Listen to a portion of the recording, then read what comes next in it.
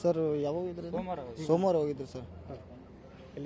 ಇದು ಚಿಂಚಿಲಿ ಮಹಾರಾಷ್ಟ್ರ ಸೌದತ್ತಿ ರೌಂಡ್ಸ್ ಹೋಗಿದ್ರು ಸರ್. ಇದು ಬರುವಾಗ ಹಿಂಗೆ ಆಗ್ಬಿಟ್ಟಿತ್ತು ಸರ್. ಇವತ್ತು ಬೆಳಗ್ಗೆನೋ ಊರಿಗೆ ಬರ್ತಾ ಇದ್ರಿ, ಎಲ್ಲ ಸೌದತ್ತಿ ಎಲ್ಲ ಮುಗಿಸ್ಕೊಂಡು ಇವತ್ತು ಬರ್ತಾ ಇದ್ರಿ. ಪೊಲೀಸ್ ಬಂದು ಸರ್ ನಮ್ಮ ಚಿಕ್ಕಪ್ಪನ ಸರ್, ನಮ್ಮ ಅಪ್ಪನ ತಮ್ಮ ಸರ್. ಹಾಂ ಸರ್, ಇದೆ.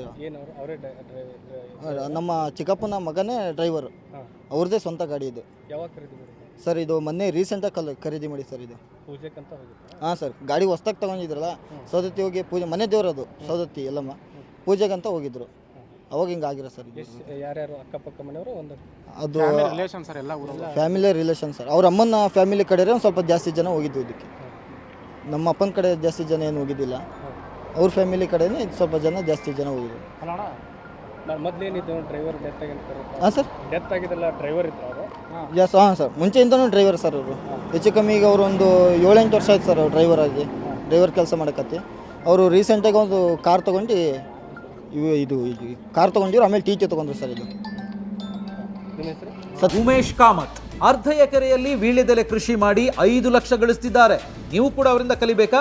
ಅವ್ರ ಜೊತೆ ವಿಡಿಯೋ ಕಾಲ್ನಲ್ಲಿ ಮಾತಾಡಬೇಕಾ? ಈಗಲೇ ಫ್ರೀಡಮ್ ಆ್ಯಪ್ ಡೌನ್ಲೋಡ್ ಮಾಡಿ. ಸತೀಶ್ ಅಂತ ಸರ್. ನಮ್ಮರು ಯಾರು ಇಲ್ಲ ಸರ್, ನಮ್ಮ ಅಣ್ಣನೇ ಅವನು. ಯಾರು ಅವರು? ಆದರ್ಶ ಡ್ರೈವರ್.